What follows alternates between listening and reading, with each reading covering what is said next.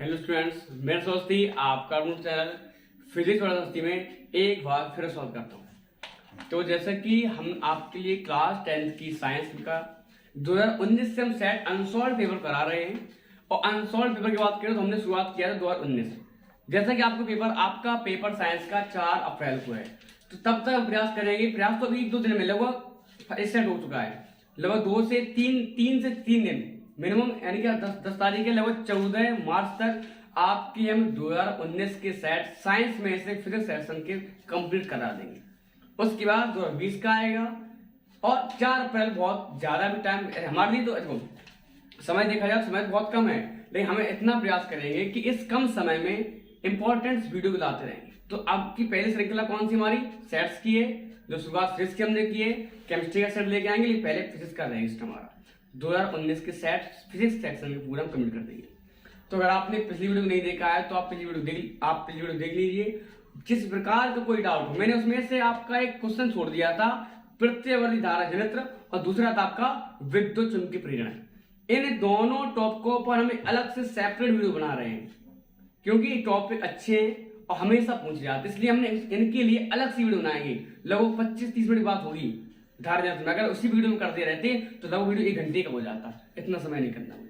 जैसे आप लोगों की बोरिंग महसूस होता है, 30 मिनट वीडियो तो यही तो हो गया था मेरा, और आगे और बढ़ाते हैं। तो अगर हम उतना मेरा वही काम है नहीं कि आपको प्रतिधारा की परिभाषा बता दो, नहीं, बस पूरी बात को सेपरेट एकदम बहुत ही अलग तरीके से समझाना, इसलिए हमने वहां तक कर दिया था। तो अगला वीडियो हमारे वही आएगा, प्रत्यवर्ती धारा घनत्व हो गया और विद्युत चुंबकीय प्रेरण और विद्युत चुंबकीय प्रेरण के नियम। ठीक है, तो आज शुरू करते हैं क्लास 10 का जो आपका साइंस का सेक्शन 2019 का सेट 2। तो शुरुआत करेंगे फिजिक्स से। हम क्या है, देखो आपसे कह रहा है कि अवतल दर्पण द्वारा, स्क्रीन आ चुका होगा आपके, 2 सवाल क्या आ गया। अवतल दर्पण द्वारा किसी वस्तु का सीधा व बड़ा प्रतिबिंब बनाने के लिए उसे रखना होगा।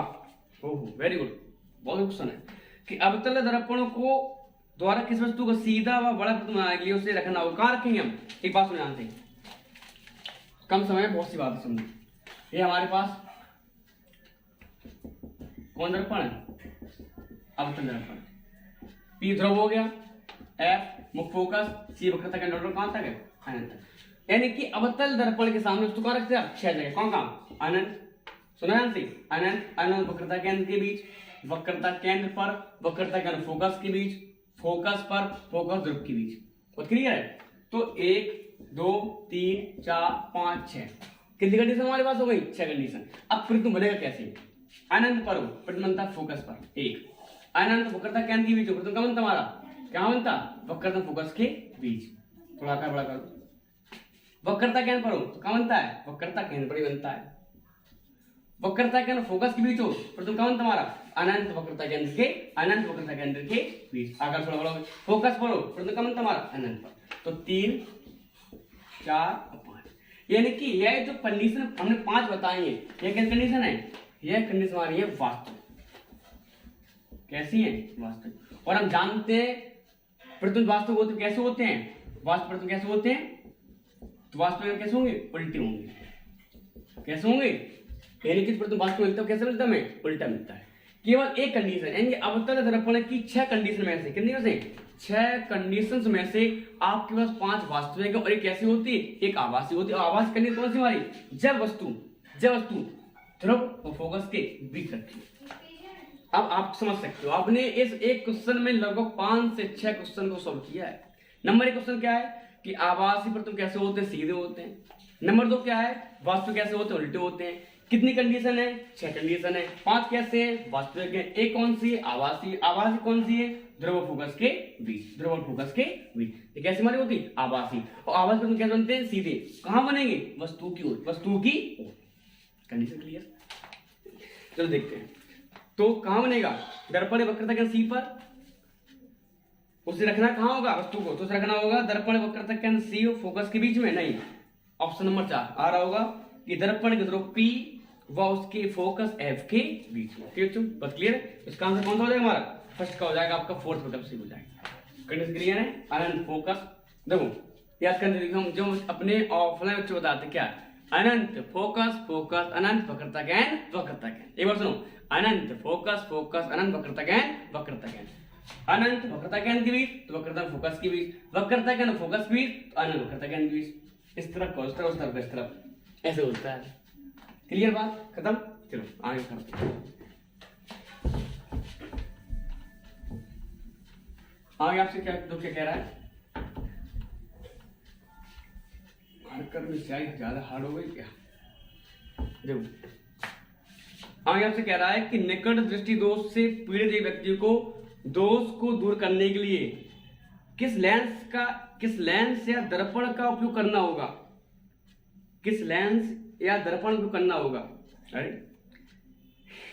दोष कौन सा है? निकट है। किसका उपयोग करते हैं? लेंस का उपयोग करेंगे हम। तो लेंस कौन सा होता? निकट है। निकट होता क्या है? निकट का दिखे दूर का नहीं, निकट का दिखे दूर का नहीं। दोष कौन सा होता? निकट से दोष हो गया। निवारण क्या है? अवतल लेंस। क्यों करते हैं? क्योंकि जो प्रकाश किरणें, कॉन्सेप्ट समझना, क्योंकि जो प्रकाश किरणें रेटिना के पहले मिल रही थी, उन प्रकाश किरणों को अब अपसरित करना। क्या करना? अपसरित, फैलाना। और फैला के कहां तक ले जाना? रेटिना पर। कहां तक ले जाना? रेटिना पर। तो क्लियर हो चुके हो? तो इसका प्रयोग करते हैं, अवतल लेंस का प्रयोग करते हैं। अगर यहां पर दूर होता तो उसके लिए किसका करते हैं हम? उत्तल लेंस का। ठीक है। तो अवतल लेंस कैसा होता हमारा? अवतल लेंस हमारा अपसारी होता। कैसा होता है? अपसारी। अपसारी किरणों को विखेरना, विखेर के कहां तक जाएगा? रेटिना पर। क्योंकि वस्तु पर क्या बनता है? रेटिना बनता। कैसा बनता है? वास्तविक एवं उल्टा। क्लियर बात? इसका ऑप्शन क्या हो जाएगा? प्रश्न नंबर खा का हो जाएगा आपका नंबर सेकंड, अवतल लेंस। क्या हो जाएगा? अवतल लेंस। आगे आपसे कह रहा है कि विद्युत ऊर्जा की इकाई है। चलो समझो, विद्युत ऊर्जा की इकाई फॉर्मूला क्या पढ़ेंगे? P बराबर W/T। तो W बराबर P इंटू टी। P क्या है? शक्ति है। वाट समय का सेकंड, तो वाट सेकंड। क्या मिलेगा आंसर? Watt second. अगर जूल ने दिया, जूल तो कहीं दिया नहीं गया, तो विद्युत ऊर्जा की इकाई कौन सी है? इसमें कौन सा हो जाएगा? ऑप्शन नंबर आपका 4 हो जाएगा, वाट सेकंड या जूल। वाट सेकंड देखिए तो आपका ऑप्शन नंबर 4 वाट सेकंड। आगे देखो, बात क्लियर थी बात? तो इसका आंसर क्लियर बताओ, वाट सेकंड या जूल। आगे देखो, आगे आपसे कह रहा है कि स्थिर चुंबकीय क्षेत्र में ध्रुवों के बीच विद्युत धारावाही चालक पर लगने वाले बल की दिशा ज्ञात करने के लिए उपयुक्त नियम है मैक्सवेल कॉर्कस्क्रू नियम, फ्लेमिंग के दाएं हाथ का नियम, ओम का नियम, फ्लेमिंग बाएं हाथ का नियम। कौन सा हो जाएगा इसमें? तो लगने वाले बल कौन बताता है? लगने वाले बल बताता है आपको फ्लेमिंग के बाएं हाथ का नियम। जो आपका दांत के नहीं बताता, दांत के नहीं बताता है, ये बताता है प्रेरित धारा की दिशा। ओम का नहीं जानते हो क्या होता है ओम का नियम? जो आपका मैक्सवेल का स्क्रू का नियम है। ठीक है, अब कौन बताएंगे? तो इसमें कौन सा आपका हो जाएगा? घा का आपको हो जाएगा प्रश्न नंबर, और आंसर कौन सा होगा? 3 फ्लेमिंग के बाएं हाथ का नियम। ठीक है। वैसे होता है क्या? वैसे होता है मैक्सवेल का 10 पैच का नहीं होता, स्क्रू का नहीं, वही लिखा हुआ है। ठीक है, तो उसमें उसका उपयोग करेंगे नहीं। इसका करते हैं हम, केवल करते हैं फ्लेमिंग की वायंत के नियम का। आगे देखो, दूर दृष्टि दोष क्या है? कल मिला था शायद मुझे यही मिला था क्या? हाँ, कल मिला था, मुझे मिला था कि दूर दृष्टि दोष परिभाषित कीजिए। तुम समझा दे रहे क्वेश्चन, तो बता दे रहा क्या है कि इस दोष को दूर करने के लिए हमारी स्क्रीन पर आ चुका होगा क्वेश्चन, देखना कि इस दोष को दूर करने के लिए, इस दोष को दूर करने यानी कि कौन सा है? तो इस दोष से पीड़ित व्यक्ति को दूर की वस्तुएं तो इस पर दिखाई देती है, लेकिन पांच वस्तुएं इस पर दिखाई नहीं देती हैं। क्या कहलाता है? क्या दूर दृष्टि दोष कहलाता है। निवारण का क्या है? इसका निवारण क्या है? तो कह देना कि इस दोष को दूर करने के लिए हम उत्तल लेंस का प्रयोग करते हैं। क्लियर बात? दूर करके के पास का नहीं। तो इसके बाद करते हैं प्रकाश के प्रकीर्णन की। प्रकीर्णन क्या? प्रकीर्णन होता है प्रकाश की किरण का फैलना। कारण क्या है? कारण होता है धूल के कण और अन्य पदार्थों के कण। धूल के कण, बहुत से कण होते हैं, धूल के महीन एकदम छोटे छोटे कण होते हैं। देखा होगा आपने कहीं सूर्य की, कहीं किसी जंगला या कहीं किसी खिड़की से रोशनी आ रही होगी, तो हम देखो उसमें उस रोशनी जहाँ दिखती हो आपको रोशनी, उस रोशनी में आपको दिखते होंगे धूल के कण, बहुत महीन महीन कण, बारीक कण दिखते हैं, बहुत गर्दा समझ में आती है। वो इसी बात कर रहे हैं। तो प्रकाश का प्रकीर्णन, हाँ, तो जब प्रकाश किसी ऐसे माध्यम से गुजरता है जिसमें धूल तथा अन्य पदार्थों के कण उपस्थित होते हैं, अन्य पदार्थों के कण उपस्थित होते हैं, तो इस कारण इन्हीं पदार्थों के कारण, इन्हीं धूल के कण के कारण प्रकाश अन्य दिशाओं में प्रकीर्णित हो जाता है और इस घटना कहते क्या, इस घटना प्रकाश प्रकीर्णन कहते हैं। नोट कर लिया आपने। तो जब प्रकाश किसी ऐसे माध्यम से गुजरता है जिसमें धूल तथा अन्य पदार्थों के कण उपस्थित होते हैं, इन पदार्थों के कारण प्रकाश अन्य दिशाओं में प्रकीर्णित हो जाता है। इस नियम को या इस घटना को प्रकाश का प्रकीर्णन कहते हैं। क्लियर? अब आपसे कहा जाएगा कि प्रकाश का प्रकीर्णन सबसे अधिक किसका होता है? तो प्रकाश का प्रकीर्णन सबसे अधिक किसका होता है? बैंगनी रंग का। ऐसा होता क्यों है? क्योंकि बैंगनी रंग की चाल क्या होती है? जिसकी चाल कम होगी, यानी कि इस तरीके से हो जाए, यह धूल के कण है और यह बैंगनी प्रकाश है और ये आपका रेड प्रकाश है। हम जानते हैं कि रेड प्रकाश यानी कि हम जानते हैं कि लाल रंग की तरंग क्या होती है? जिसकी तरंग हमने पढ़ा फॉर्मूला B बराबर n लैम्डा। तो B प्रोपोर्शनल लैम्डा, जिसकी तरंग क्या होगी? अधिक होगी, उसकी चाल भी क्या होगी? और जिसकी चाल अधिक होगी वह उस माध्यम को दिखेगा ही नहीं। कौन माध्यम क्या नहीं है? वह इस धूल भरे माध्यम से सीधा गुजरेगा। इसलिए देखा होगा आप लोगों ने कि रेड सिग्नल जो होता है बहुत दूर दिखाई देता है। उदाहरण का एग्जाम्पल है कि खतरे का सिग्नल लाल दिखाई देना, दिखता दूर से दिखता है आपको खतरे का सिग्नल, क्योंकि लाल रंग का प्रकीर्णन क्या होता है? बहुत कम होता है। जब लाल रंग का प्रकीर्णन कम होगा तो वह लाल रंग बिना किसी प्रकीर्णित हुए हमारे आंखों तक पहुंचेगा, वह उस माध्यम फैल ही नहीं पाएगा। लेकिन जो आपका बैंगनी रंग है, बैंगनी रंग थोड़ा आगे चल पाएगा, वही इस माध्यम में प्रकीर्णित हो जाएगा, लेकिन ये पूरा सीधा एकदम जाएगा। क्योंकि बात क्लियर? तो आपकी जो लैम्डा है यानी कि लाल रंग की तरंग क्या होती है? जब लाल रंग की तरंग अधिक होती है तो चाल भी क्या होगी? अधिक होगी। जब चाल अधिक होगी तो वह रंग उस माध्यम बिना प्रकीर्णित हुए एक स्थान दूसरे स्थान तक पहुंच जाएगा। बैंगनी की बात करें तो बैंगनी तरंग क्या होती है? बैंगनी की तरंग कम होती है। जब बैंगनी तरंग कम होगी तो चाल भी क्या होगी? कम। जब चाल कम होगी तो थोड़ा माध्यम जा पाएगा, वही कहीं प्रकीर्णित हो जाएगा। इस तरीके से होता है।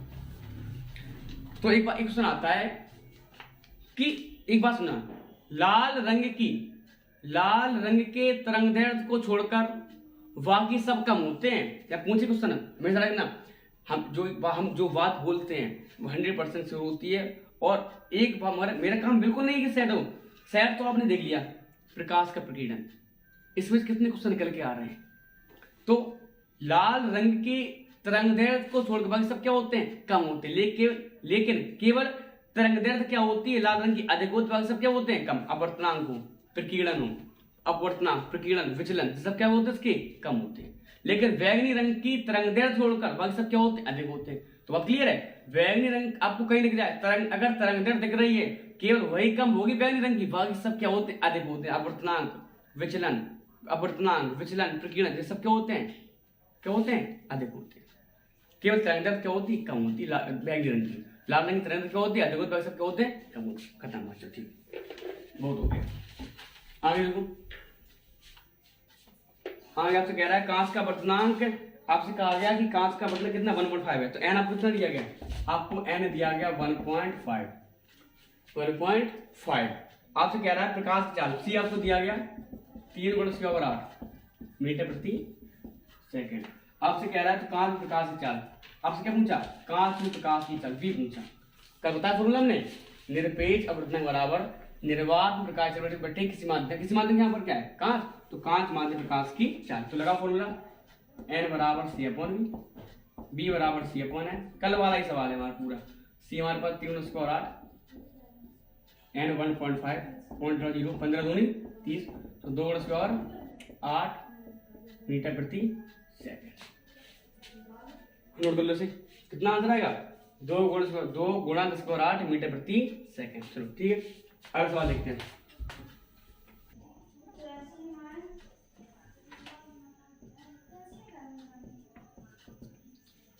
देखो प्रश्न नंबर 3 का आपसे कह रहा है, चित्र बंधा हुआ आपके स्क्रीन आ चुका होगा। देखो आपसे कह रहा है कि R1, R2, R3, R5 आपको सम्मान दिए गए। बैटरी आप कितने वोल्ट की है? 18 वोल्ट की बैटरी है। R1 कितना दिया गया? मैंने दिया यहाँ पर R1 दिया गया 15 ओम, R2 दिया गया 10 ओम, R3 दिया गया 30 ओम, R4 दिया गया 5 ओम, R5 दिया गया 20 ओम। आपको निकालना क्या, आपको निकालना तुल्य प्रतिरोध निकालनी, धारा निकालनी, तुल्य प्रतिरोध धारा निकालनी। देखो देखो ध्यान, पहली बात सुनो, अगर इस तरीके का आपको कोई सवाल मिले तो पहला आपका काम रहता है कि जो आपको समांतर क्रम में दिए गए प्रतिरोध इनको पहले श्रेणी क्रम में लाना। इन सवालों को सॉल्व करने के लिए ऐसा नहीं कि श्रेणी के पहले जो समांतर क्रम में दिया गया पहले उन्हें सॉल्व करके श्रेणी क्रम में लाएंगे। तो 15, 10 और 30 किस क्रम में, समांतर किस क्रम में पहचान जाओगे।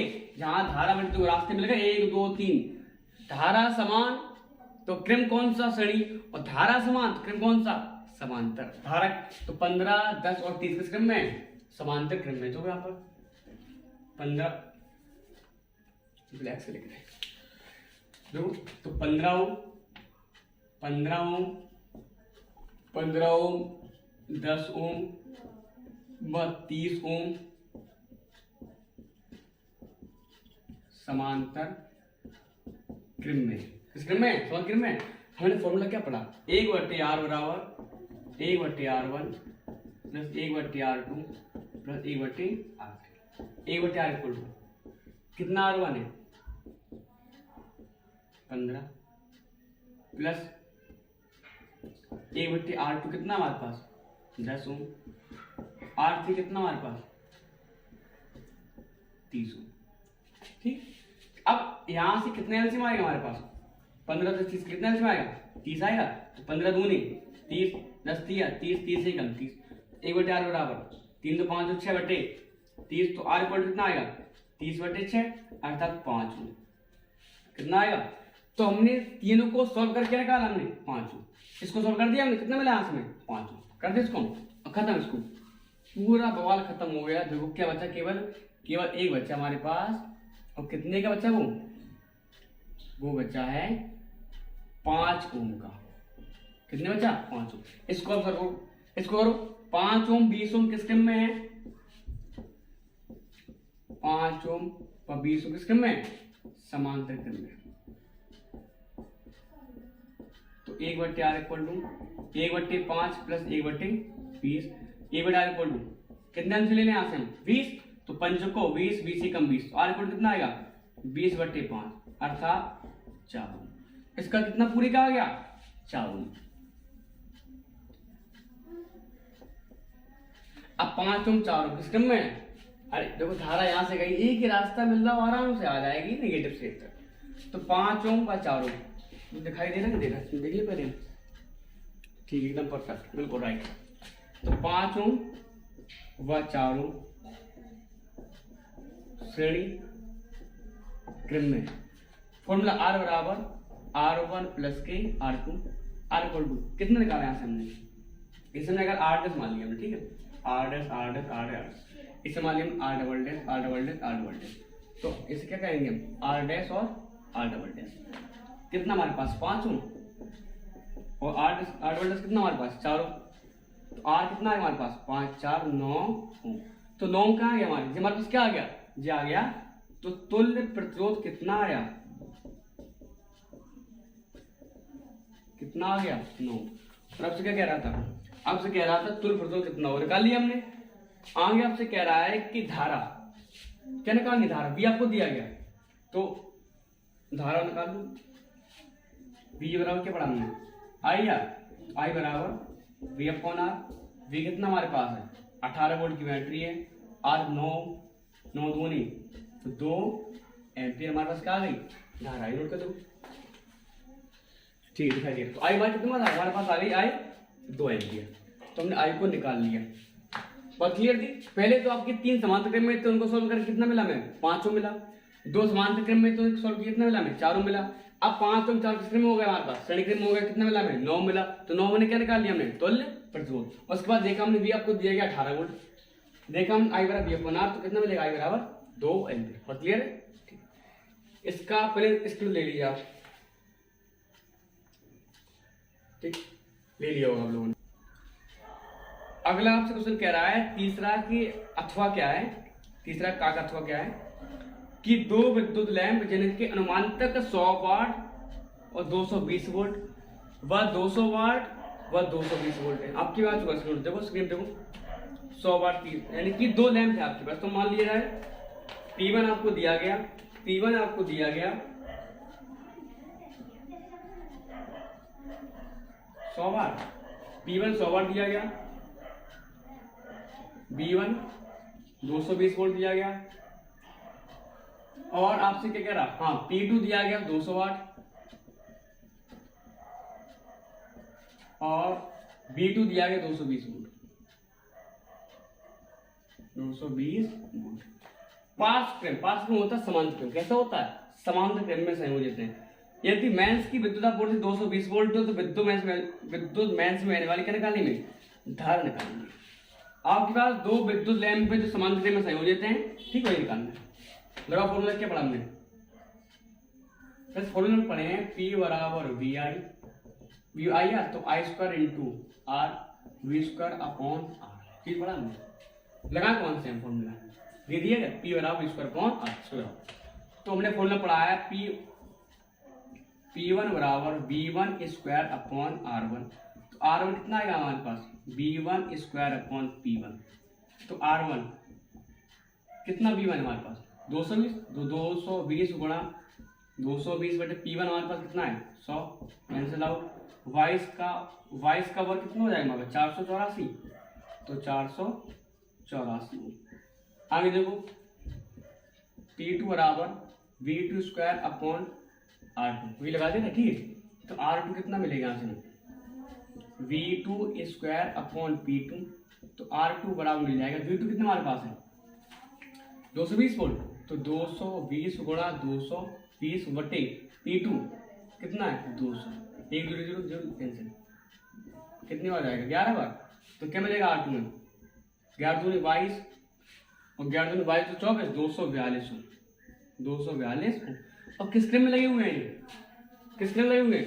पार्ट्स क्रम। लेकिन यहाँ पर दिखाई दे रहा होगा उस तरह, तो सही से एकदम लगा हुआ है 400, बिलर तो नहीं आ रहा, सही आ रहा एकदम। तो 484 ओम व 242 ओम समांतर क्रम में संयोजित है लिखा हुआ है। देर बार बताओ, सुबह 7 बजे से पढ़ा के अभी सुबह शाम के 6 बजे तक टाइम हो चुका है। देखो 8:20 आपके लिए वीडियो बना रहे हैं, सुबह अपलोड करेंगे हम, समझे कितनी मेहनत करते हैं। तो आपका इतना काम रहेगा कि आप वीडियो को शेयर कर दीजिएगा, सभी बच्चों को भेजिएगा, सबको शेयर कर दीजिएगा कि सब बच्चे पढ़ सकें, समझे। ये अंतिम समय आपके लिए बहुत इंपॉर्टेंट है। सबका वाला सोचिए। तो 1/r इक्वल टू 1/r1 कितना हमारे पास है 484 और R2 कितना हमारे पास है 242। 1/r इक्वल टू कितने एलसीएम लिया हमने 484 एलसीएम लिया, तो 1 प्लस 284 कितना 2 आएगा। तो R कितना मिलेगा 484/3। R तो निकालनी क्या विद्युत धारा निकालनी, क्या निकालनी में विद्युत धारा। आप करो सॉल्व करो सी, तो R मिलेगा यहाँ से में 3 एकम 3 3 18, 3 एकम 3 3 18 और 3 एकम 3 फिर 1 11 161.3 ओम आएगा, ठीक है। निकालनी क्या धारा निकालनी, तो फॉर्मूला क्या पढ़ा हमने V दिया गया क्या, हाँ V दिया गया दोस्त। तो V बराबर IR, तो I बराबर मिलेगा हमें V अपॉन R। V कितना हमारे पास V दिया गया हमारे पास 220 बटे R हमारे पास कितना है 484/3 रख के देखो 161.3 पॉइंट और 0 बढ़ाओ। जब आप भाग दोगे 16 13 22 तो कितनी बार जाएगा आपके पास, एक बार जाएगा कि नहीं जाएगा। 16 यानी 22 16 13 एक बार किया, उसके बाद कितना बचेगा 6 16 छक्का 96 यानी कि 16 6 16 3 48 16 64 है 3 हाँ कितना आएगा 1.3 बताओ 6 यानी कि 600 हो रहा था, तो 6000 16 का 16 16 64 4 बार ज़्यादा जाएगा 16 48 वही 1.3 एम्पियर 1.3 एम्पियर चेक कर ले आंसर, पता नहीं सही नहीं आएगा। तीसरा का हाँ ठीक 1.36 सेंटीमीटर कितना आएगा 1.36 कोई दिक्कत नहीं आता। एक बार सुन ध्यान से। तो आपको तो दो बल्ब दिए गए थे, इसकी क्षमता कितनी थी P1 P2 हमारे पास दिया गया, P1 P2 भी दिया गया। यहाँ से हमने क्या निकाला, यहाँ से हमने R1 और R2 निकाली। दोनों सिस्टम में लगे हुए समान सिस्टम में लगे हुए हैं, तो हमने R कितने मिला हमें 161.3 ओम।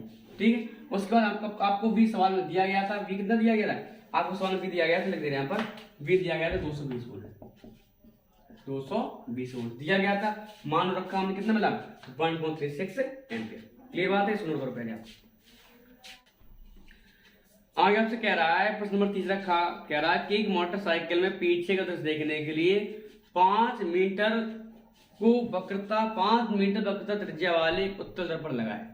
साइड मिरर बताया था हमने पिछले वीडियो में आपको, साइड मिरर किसका होता है, दर्पण को होता है, बताया था। पीछे से आ रही दूसरी मोटरसाइकिल, पीछे से आ रही दूसरी मोटरसाइकिल क्या वस्तु ही होगी जो 5 मीटर दूरी पर है। आपको यू का मान दिया कि यू कितना दिया गया, आपको यू दिया गया 5 मीटर। तो उसके प्रतिबिंब की स्थिति निकालनी है, आपको वी निकालना है, प्रकृति बतानी कैसे प्रतिबिंब होगा, और क्या है साइज, तीनों बतानी था। तो दर्पण उत्तल है, यू आर नेगेटिव भाग सब कैसे होते हैं, पॉजिटिव होते हैं। जब यहाँ पर तो आपसे कह रहा है, तो आपसे आर दिया गया 5 मीटर, आर कितना दिया 5 मीटर, तो आर 5 मीटर दिया गया। संबंध क्या पढ़ा हमने संबंध पढ़ा है F बराबर R/2, आर 5 है तो 2, तो 2.5 मीटर। आगे आपसे कह रहा है कि दर्पण लगाए तो पीछे से आ रही दूसरी मोटरसाइकिल जो कहां पर है, जो 5 मीटर की दूरी पर, यू कितना दिया गया, यू दिया गया 5 मीटर। किसका होता है, यू आर नेगेटिव माइनस का होता है। उसके प्रतिबिंब स्थिति भी निकालना, लगाओ लेंस सूत्र, दर्पण सूत्र लगाओ, दर्पण सूत्र। तो 1/F कितना दिया गया 2.5, 1/V माइनस 1/, प्लस का 1/U, यू कितना है -5, तो 1/2.5 इक्वल टू 1/V माइनस हो जाएगा। इसको हम क्या करें, पक्षांतर करें, यहाँ पर लेके आए 1/2.5 प्लस 1/5 इक्वल टू 1/V। कितने अंश ले लें यहाँ से हम 5, तो 2.5 भाग दोगे आप, कितना मिलेगा यहाँ से में 2 plus 1 equal to 1/V। V कितना आएगा यहाँ से हमारा 5/3 मीटर। भाग दोगे आप कितना आएगा, इक्वल टू आएगा 1.67 मीटर। ठीक, तो V निकाल लिया हमने। पूछा आपसे पूछा है साइज, साइज की बात करें तो सीधा फॉर्मूला पढ़ा हमने, M बराबर I/O इक्वल टू -V/U। ये दर्पण का होता माइनस का, अगर लेंस होता तो प्लस हो जाता है यहाँ पर। तो M इक्वल टू कितना माइनस का V हमने निकाला 5/3, ठीक है, तो -5/3। U कितना हमारे पास -5, माइनस कैंसिल, 5 1 5 हो जाएगा नहीं हो जाएगा, अरे कहीं डाउट आगे सोच सके नहीं, क्या बात है। M किसके बराबर है, -V/U के बराबर है। V दिया गया -1.67 या 5/U -5 बटे करके करोगे, पहली जो है दूसरी तीसरी ये भी सिखाना पड़ेगा हमें। M बराबर -5 3 -5 कैंसिल आउट, तो M कितना मिलेगा हमें 1/3। ये प्रकृति आ जाएगी, इतने गुना हो रहा है प्रथम 1/3 गुना, या भाग दोगे आप कितना मिलेगा इसमें 0.33। और M किसके बराबर है I/2, ठीक कर लिया। और हाँ प्रकृति साइज स्थिति कैसे, स्थिति जगह निकाल ली, प्रकृति कैसे होगी, दर्पण उत्तल दर्पण है। एक कंडीशन बताई थी हमने, वस्तु चाहे अनंत और फोकस अनंत और ध्रुव की वस्तु कहीं रखी हो, पृथ्वी हमेशा कहाँ बनता है, ध्रुव और फोकस की बनता कैसे बनता, आवाज सीधा वस्तु से। तो प्रकृति क्या होगी, लेकिन प्रकृति बोल दी जाए, प्रकृति होगी आवासी सीधा वस्तु से छोटा। खत्म बात, ठीक है, देखो इस बात को हो गया लोग। चलो सब से ठीक, चलो आगे आपसे क्या कह रहा,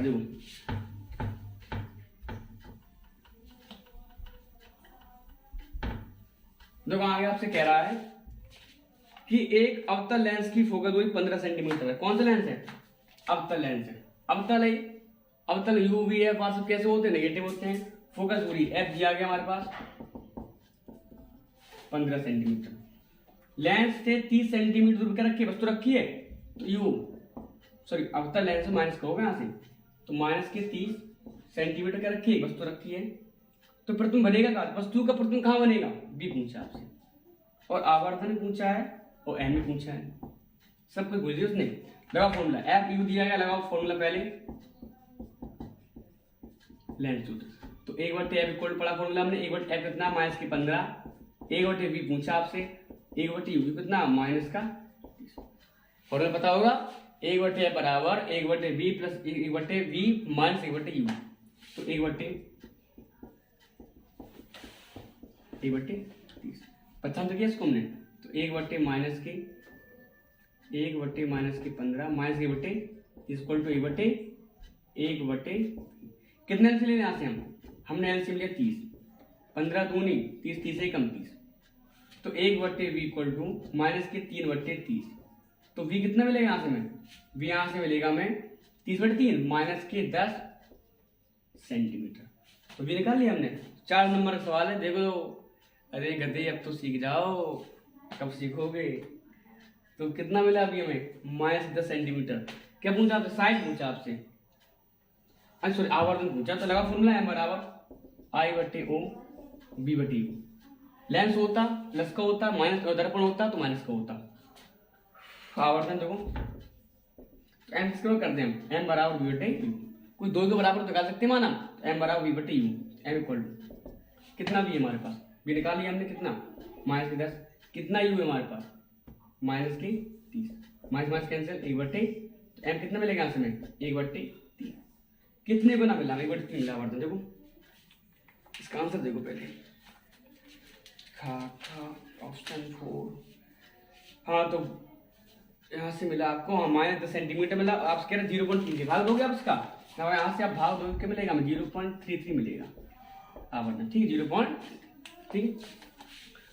तो यहाँ तक बात क्लियर हो चुकी होगी। अब आपका जो प्रश्न नंबर 4 है, विद्युत मोटर कार्य का सिद्धांत, इसको और अगला जो आपका पास प्रत्यय धारा है, ठीक है, इसका हम वीडियो अलग से बना रहे हैं, सेपरेट कोर्स बना रहे हैं इसके लिए। तो आज के लिए इतना ही, ठीक है। अब हमारा जो अगला वीडियो आएगा शायद तीसरा तो हमारे पास होगा है फिजिक्स का, उसके बाद आपके लिए अभी हम नोट कर रहे हैं, बना रहे हैं प्रत्यवर्ती धारा विद्युत का सिद्धांत। पूरा एकदम बताएंगे कि प्रत्यवर्ती धारा है क्या, सिस्टम से एकदम पूरा सेपरेट वीडियो रहेगा उसके लिए, ठीक है। लेकिन अभी तक आपने हमारे चैनल को सब्सक्राइब नहीं किया है, सब्सक्राइब कर लीजिएगा। अन्य बच्चों को, सभी बच्चों को एकदम जी तोड़ करके शेयर कीजिएगा, जिससे और बच्चे देख सके, सब बच्चे सीखे, सब बच्चों को भला हो, ठीक है। यही लास्ट में रिक्वेस्ट मेरी, ठीक है। Thank you.